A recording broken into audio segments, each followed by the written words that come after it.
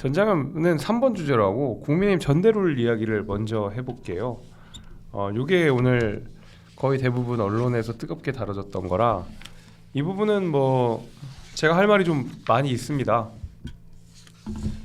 어저께 이제 뭐 다 뉴스를 보셨겠지만 국민의힘 전대룰 당원 투표 100%로 개정했습니다. 결선 투표제까지 도입을 했습니다.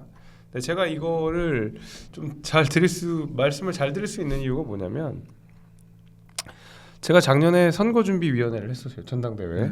그러면서 이제 룰 세팅을 많이 해봤어요. 그래서 많이는 아니고 뭐 해봤죠. 아니다 많이 했어요. 왜냐면 제가 4.7 재보궐선거 선거준비위원회에 들어갔었고 전당대회 준비위원회에 들어갔었고 그 이후에 대선 경선 준비위원회에 들어갔었기 때문에 이 선거를 가지고 얼마나 좀 잘 다뤄봤는지 제가 알거든요. 그래서 이 얘기를 보고 나서 좀 화는 났습니다. 매우 화가 났던 것이 당시에 제가 전당대회, 그러니까 이준석 전 대표가 당선됐던 그 전당대회 때 저를 두고 그 당시 같이 선거준비위원회 했던 선배들이 했던 얘기가 뭐였냐면 이미 후보들이 나오고 선거 날짜가 어느 정도 정해진 상황인데 어떻게 전당대회 룰을 바꾸냐? 그거는 안 된다. 라고 저한테 말씀하셨어요. 근데 웃긴 게 그 당시에 선거준비위원회에 원외위원장, 그러니까 국회의원이 아닌 사람 몫으로 들어간 사람이 저랑 천하람 위원장입니다. 두 사람이에요. 그래서 두 사람이 굉장히 반대를 많이 했었어요. 원래 그 당시에도 뭐 10대 0으로 하자, 뭐 9대 1로 하자 이런 얘기 있었는데 저는 7대 3에서도 여론조사 비율을 좀 더 높이자는 이야기를 했었거든요. 그게 왜 그러냐면 그 전에 우리가 그 4.7 재보궐선거 때 오세훈 시장은 여론조사 100%로 해가지고 당선이 되셨고 이후에 우리가 적극적으로 여론 민심에 따라가는 정당이 되기 위해서는 오히려 늘려야 된다 해가지고 1차 예비 경선 때는 오히려 5대 5로 했었어요. 본선 때 7대 3은 그대로 유지가 됐지만 그만큼 여론에 우리가 조금 더 귀를 기울여야 된다라는 것에 그 당시에 상당히 많이 동의가 있었거든요. 그렇기 때문에 예비 경선에서 그나마 5대 5를 반영을 했던 것이고 물론 본선에는 7대 3이었지만 그런 의미에서 좀 아쉽습니다. 이미 후보들이 마찬가지로 그때와 비슷하게 어느 정도 후보가 정해지고 전당대회 날짜까지 잡혀졌는데 룰을 갑자기 바꾼다고 하는 것이 누구 어떤 후보의 유불리를 떠나서 좀 당의 모습을 별로 좋지 않게 보이게 할 수도 있고 무엇보다도 이제 역선택 문제를 지적하시는데 당시에도 역선택 방지 조항이 들어갔었습니다. 대부분 그때 안 들어갔다라고 알고 계시는데 당시 역선택 방지 조항 들어갔었어요. 그 여론조사 30%에서 국민의힘 지지층 내지는 무당층까지만 투표를 할 수 있었어요. 여론조사에 응할 수 있었어요. 그렇기 때문에 민주당 내지는 정의당이 와서 투표를 하지는 않았어요. 그런 의미에서 역선택 우려 때문에 이제 와서 100대 0으로 한다라고 하는 것도 사실은 설득력이 좀 없었습니다. 뭐 남의 당 상의적이지만 어떻게 보세요?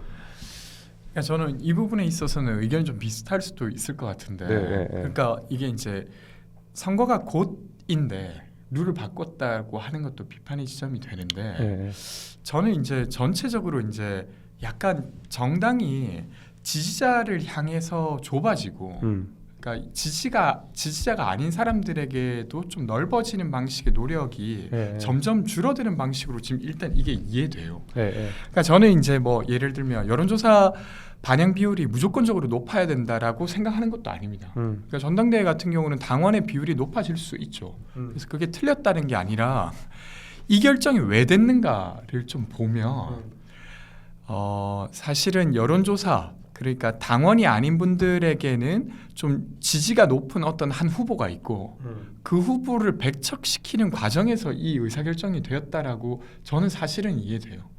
왜냐하면 정진석 비대위원장도 불과 룰을 결정하기 한 달 전만 해도 저는 뭐 당원 투표 비율 늘리는 건 뭐 들어본 적이 없다 뭐 이런 식으로 말씀을 하셨거든요. 그러니까 이게 사실은 원래 본인의 어떤 원칙이거나 의지라고 보기 매우 어려운 결정을 너무도 급박하게 했는데 그리고 이제 또 한 일주일 전인가요? 보도된 것을 보면 윤석열 대통령께서 사적인 자리긴 하나 당원 100%도 괜찮지 않겠냐라고 했다는 게 보도되면서 이게 더 급물살을 타게 되거든요. 그러면 이거는 정말로 정당이 전당대회를 어떻게 치르느냐에 대한 고민이라기보다 사실은 어떤 지금 되게 강력한 영향을 끼치는 사람들의 눈치를 보면서 지도부가 그 사람의 눈치에 맞춰서 룰을 변경하고 있는 것이죠. 그러면 그 선거를 뛰려고 하는 플레이어 입장에서는 얼마나 그 어떤 편파적이라고 느끼겠습니까? 그게 누군들. 저는 이번에 최근에 최고위원 선거에 출마했었거든요. 물론 떨어지긴 했지만 근데 이제 그 룰을 설정하는 사람이 특정 후보를 배제하기 위해서 혹은 아니면 특정 후보를 지원하기 위해서 한다고 하면 그 플레이어 입장에서 납득하기 매우 어려운 일이죠. 그러니까 저는 이제 당원 입장에서 네. 비상대책위원회가 당원 100%로 의결을 하고 그것을 상임정국위를 거쳐서 전국위원회까지 거친다고 하면 당원의 의사기 때문에 제가 그걸 거부할 수는 없습니다. 그것은 응당 마땅히 따라야 되고 어떤 선수든 경기장 탓을 할 수 없는 거죠. 근데 그럼에도 불구하고 제가 이제 우려를 표하는 이유는 다른 어떤 뭐 명분 이런 걸 떠나서 저는 수도권에서 선거를 치러야 되는 당협위원장이고 수도권 민심이라든지 그다음에 수도권의 일반적인 분들이 하는 이야기와 그들이 가진 생각과 우리 당원들이 가지고 있는 생각이 다를 때가 제법 있습니다.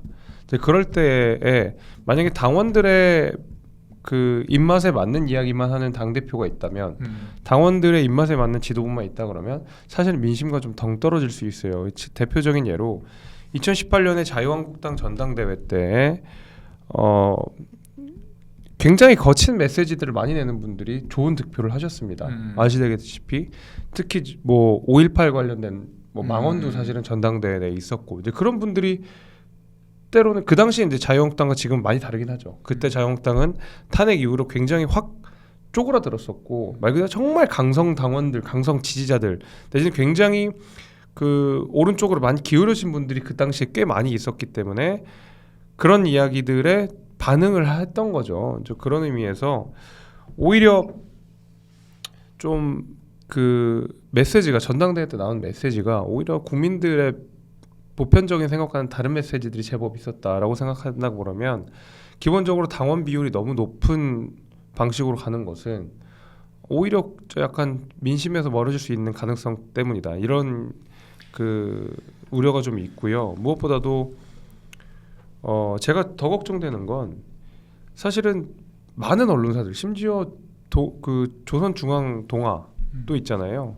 거기에서도 이 우리 지금 전당대회 룰 바꾸는 것에 비판적인 사설이나 이런 것들을 냈어요.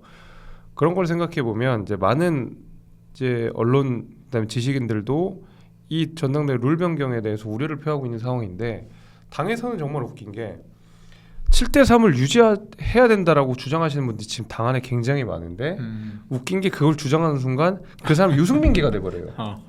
유승민이랑 아무런 상관이 없는 사람도 룰에 대한 입장만 내도 유승민계가 돼버리는 거예요. 그러니까 되게 그런 말을 못하게 되는 거죠. 왜냐하면 우리 당내에서 유승민이 가지는 것이 내가 유승민계라고 뭔가 좌표가 찍히는 순간 입지가 확 좁아지니까 이거는 사실 개파라 이런 거 아무런 상관이 없거든요. 그렇죠. 말 그대로 윤핵관이 지금 여론조사에서 높은 지지를 받든 뭐 유승민이 받든 누구를 받든지 간에 7대3을 변경하기 위해서는 그만한 합당한 이유가 있어야 돼요. 근데 지금 시기적으로 그 말하자면 좀 납득되기 어려운 부분이 있다라는 거죠. 아니 저도 그때 저 방송에서 만났을 때 그런 이야기 드렸잖아요. 그러니까 사실은 저는 민주당 구성원 입장으로서 보면 유승민 의원이나 어쨌든 중도 확장력이 높은 의원 전 어떤 의원이든 아니면 인사가 국민의힘 당대표가 되는 것보다 그렇지 않은 사람이 당대표가 되는 게 훨씬 더 총선 입장에서는 저는 좀 안전하다고 생각합니다. 그러니까 되려 유승민, 안철수 이런 사람들이 위협적이라고 저는 생각해요. 근데 이제 그때 제가 재섭님한테 어떤 이야기를 드렸냐면 정말로 수도권에서 애쓰고 있는 재섭님의 입장을 보면 사실 중도 확장력이 있어야 하고 그러기 위한 당대표가 필요하다. 근데 저는 그게 결과적으로 민주당도 좋게 만들 거라고 생각하는데, 그러니까 이게 이런 거예요. 지지자 중심으로 가면 당 자체가 그것 자체로 완결하게 돌아갑니다. 근데 그것 자체가 나쁘다고 할 수는 없지만 모두를 향한 정치를 정당이 표방할 때 훨씬 더 감동적인 정치가 일어나요. 그리고 그건 국민의힘이 그렇게 할 때 민주당 역시 자극을 받게 되는 거고, 그럼 그 역동성 사이에서 저는 정당도 변하고 정치도 변화해가게 되는 거죠. 근데 만약에 국민의힘이 이번에 뭐 이런 표현이 좀 그럴지도 모르겠지만 도로 한국당처럼 아주 좁은 정치로 향하게 되면 민주당도 바뀌어야 할 동인이 적어져요. 그럼 민주당 역시 덜 바뀌게 되겠죠. 그러면 그게 뭐 저한테 공천 기회가 오냐 안 오냐 이런 걸 떠나서 그게 어쨌건 정치에 몸담고 있는 사람 입장에서 바람직하냐라고 했을 때 저 그렇게 생각하지 않거든요. 그래서 그런 면에서 이제 관심 있게 보고 있는 것이죠. 국민의힘 전당대회가 어떻게 될 것인가. 근데 지금 이번에 룰도 너무 금방 룰을 당원 100% 여론조사 0%로 바꿨고 그 과정이 사실은 윤석열 대통령이 줄 세우는 것에 따르는 것이라고 저는 보여졌고, 그러다 보니까 사실 되게 우려스럽긴 합니다. 왜냐면 아니 불과 얼마 전에 제가 그 이재명 대표가 당 대표가 됐던 당시에 다른 방송에서도 신나게 민주당을 비판했던 부분이 사실 이런 부분이었어요. 9대1이 그러니까 민주당은 너무 당신만 따라가기 때문에 사실 너무 짠물이 돼 버려가지고. 그렇죠. 그 이야기 하셨잖아요. 제가 굉장히 많이 했잖아요. 짠물 얘기 많이 해서 여기는 말 그대로 그러니까 맹물을 생수를 확 부어야 민심과 좀 부합을 할 텐데 그렇죠. 너무 당신만 따라가다 보니까 뭐 그것을 대깨문이라고 부르든 개딸이라고 부르든 어떤 방식으로 부르든지 간에 너무 그 사람 소수 지지자들에 의해서 당이 망가지고 그렇죠. 있고, 아까 전에 뭐 얘기한 대로 검수완박 저희가 봤을 때는 이상한 거고 이거는 권 의원님이 그 생각하는 대로 검수완박 봐도 이상한 거고, 근데 지지자들은 납득하지 못하는 거잖아요. 그렇죠. 네. 근데 실제로 검수완박에 문제가 있다고 생각하는 민주당 내 인사들도 굉장히 많으셨을 텐데 말하기가 매우 어려웠던 거죠. 모든 지지자들이 다 난리를 치고 있으니까. 근데 그런 의미에서 사실은 오히려 정치인들이 그 소수의 극성 지지자들에게 끌려가가지고 검수완박이라는 되게 해기망측한 법안을 통과하게 되는 그런 결과를 낳게 됐잖아요. 사실 오히려 훨씬 더 그러니까 대다수의 국민들, 국민의힘 지지층을 포함한 많은 국민들이 지적하는 부분들을 민주당 내에서 수용할 수 있는 풍토가 있었다 그러면 검수완박 같은 거 안 했을 것 같고, 임대차 3법도 사실은 충분히 토론한 이후에 뭔가를 했었을 것 같아요. 그때도 굉장히 졸속으로 처리됐었거든요. 하루아침에 제가 굉장히 반대를 많이 했는데, 제가 그런 의미에서도 민주당의 당원 구조, 그 전당대회 구조보다 국민의힘 전당대회가 훨씬 우월하다는 이야기를 많이 했고, 그것은 저뿐만이 아니라 다른 데서도 굉장히 많이 했어요. 훨씬 더 열려 있다. 저희 당 출신, 저희 당에 있는 의원들도 당시에 민주당보다 우리가 훨씬 낫다라고 굉장히 많이 주장했습니다. 그래서 찾아보세요, 여러분들이 그 당시에 얼만큼 그 우리 당에서 그런 얘기를 많이 했었는지. 근데 뭐 일단 저는 뭐 이제 검경수사권 분리 법안 자체가 뭐 뭔가 문제였다기보다 지금 논의하는 것처럼 어떤 그 이제 중심 지지층이 말하는 것과 별개의 의견을 내는 것 자체가 너무 위험한 일이 돼버리는 것 자체는 정치에서 사실은 의견을 교환하라고 정치 공간을 만든 거잖아요. 근데 이제 그걸 못하니까 너무 답답했던 거였고, 근데 반대의 경우 지금도 마찬가지지 않습니까? 어떤 국민의힘에서 다른 의견을 내면 너 유승민이랑 가까워? 이렇게 해버리니까 아니 다른 여러 가지 우려들을 공유하고 그 중에서 이제 무언가는 저거는 고려할 만한 우려다라고 하면 좀 보완도 해보고 뭐 이렇게 돼야 되는데 말을 못하게 되니까 우려를 확인하지 못하고 그러면 더 위태로워지는 거죠. 그러니까 이게 어쨌든 뭐 저희가 좀 아웃사이더라서 저희가 뭘 어떻게 하긴 어렵지만 그래도 뭐 이런 얘기 해봐야죠. 뭐. 맞습니다. 뭐 여기 좀 뭐 욕하시는 분들도 많은데. 원래 그런 거 제가 하고 싶은 말 하기 위해서 방송하는 거예요. 다른 생각을 갖고 있어야지 다 똑같이 생각하면 그게 뭐 정당입니까? 공산당이지. 그래서 뭐 저는 어쨌든 간에 제가 하고 싶은 말들을 다 하기 위해서 방송을 한다는 말씀 드리고요. 여하튼 그래서 전대룰이 변경이 되는데 변경이 될 것 같습니다. 변경이 될 거고 뭐 변경이 되면 변경이 되는 대로 또 따라가야죠. 그러면 그에 맞춰서 또 당권 주자들이 그에 맞춰서 움직일 건데 언제 다시 7대3으로 돌아갈지는 모르겠습니다. 저는 분명히 부작용이 있을 거라고 생각해요. 네, 그렇습니다. 그러니까 저는 이런 게 이제 더 슬픈 일인데 실제로 전당대회 룰 자체를 뭐 7대3이든 8대2든 이렇게 변경할 수 있다고 저는 생각합니다. 근데 그것이 변경되는 과정이나 변경을 만들어내는 힘이 무엇이었냐라고 지금을 다시 돌아볼 때 그때 윤석열 대통령이 그렇게 말해서 그런 거잖아 라고 이걸 기억하게 되면 역시나 앞으로 어떤 룰을 바꾸려고 할 때도 그런 것에 기대해야 된다고 생각하게 된다던가 그런 거 자체가 사실은 슬픈 일이죠. 그러니까요. 그러니까 나름의 토론을 거쳐서 야 이게 당의 정체성을 더 키우기 위해서는 전당대회 같은 경우는 그러니까 당원들 100%로 하자 뭐 이런 의견이 있어가지고 그때 그렇게 바꿨잖아라고 기억하게 되면 그게 어떻든 이제 논쟁거리가 될 만한 것인데 그게 아니라는 것 자체가 저는 좀 이 사건에 대해서 매우 좀 슬픈 지점이라고 저는 생각합니다. 제가 지금 이 댓글에서 또 보면서 뭐 언급을 안 하려다가 이제 하려고 하는데 이거 보시면 그렇잖아요. 또 그 전대룰을 이야기하는데 이준석 얘기가 왜 나와요? 이준석 얘기가 나오고 뭐 유승민 얘기가 나오는데 이 7대3 룰을 누가 만들었는데요? 박근혜 전 대통령이 만들었어요. 박근혜 전 대통령이 어떻게 만들었냐면 2004년이었나요? 예, 그 당시에 사실은 그 이명박 대통령이 여론조사에서 잘 나왔고 기본적으로 박근혜 대통령이 당신매에서 우세했었죠. 그럼에도 불구하고 이 룰을 그 박근혜 전 대통령이 만들었던 결정적인 이유는 당시 이제 새누리당 한나라당이었죠 그때는 민심을 좀 더 반영하는 구조로 만들어야 된다라는 정치적 판단이 있었던 거예요. 그럼 당시에 지금 박근혜 전 대통령 불리함에도 불구하고 이 결정을 해가지고 한 건데 지금 여기 웃기는 게 7대3 룰을 주장하면 뭐 이준석 대표랑 가까운 거면 박근혜 전 대통령이야말로 그럼 친 이준석계 아니에요? 그렇게 말씀하시면 그래서 이 7대3 룰을 가지고 무슨 개파운을 하는 게 제가 이해가 안 된다는 부분이에요 사실은. 그래서 이건 제가 아까도 말씀드렸잖아요. 그것이 윤핵관이든 아니면 누가 됐든지 간에 룰을 바꾼다는 것 자체는 신중해야 된다라는 거죠.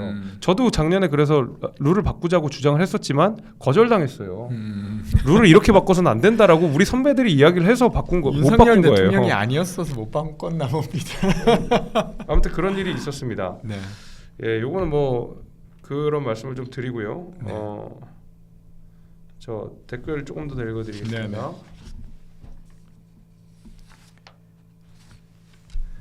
자, 시벨롬님 어제 한판 승부에서 재섭씨 표정 씁쓸하더라고요. 힘내세요. 예, 뭐 좀 씁쓸하죠. 저는 이제 수도권에 선거를 치러야 되니까.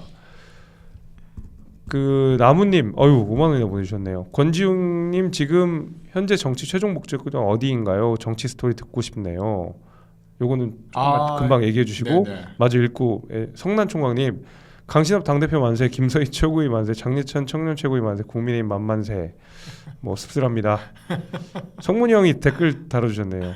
반갑습니다. 네. 댓글창이 뜨겁네요. 권지웅님 반갑습니다. 재섭이 잘 부탁드려요. 뭐 제가 잘 부탁드려야죠. 네, 그렇게 하고 그 나무님이 여쭤보신 거 최종 목적지는 어떻고 스토리는 어떤지. 저는 뭐 좀 재미없게 이야기하면 어쨌든 세상 바꾸고 싶어서 정치 이제 시작했고. 네. 그리고 뭐 세입자든 1인 가구든 비정형 노동자든 이런 사람들이 좀 더 안전하게 살 수 있는 사회 만들고 싶고. 네. 그리고 2024년에 총선에 출마할 예정입니다. 그래서 뭐 어디로 출마할지는 아직 잘 모르겠는데 여튼 이제 그렇게 해가려고 하고 또 기회가 되면 더 자세히 이야기 드리도록 하겠습니다. 네. 그렇습니다. 그리고 벌써 뭐 시간이 쭉쭉 잘 가네요. 또 오랜만에 그러네요. 이런저런 이야기를 하다 보니까.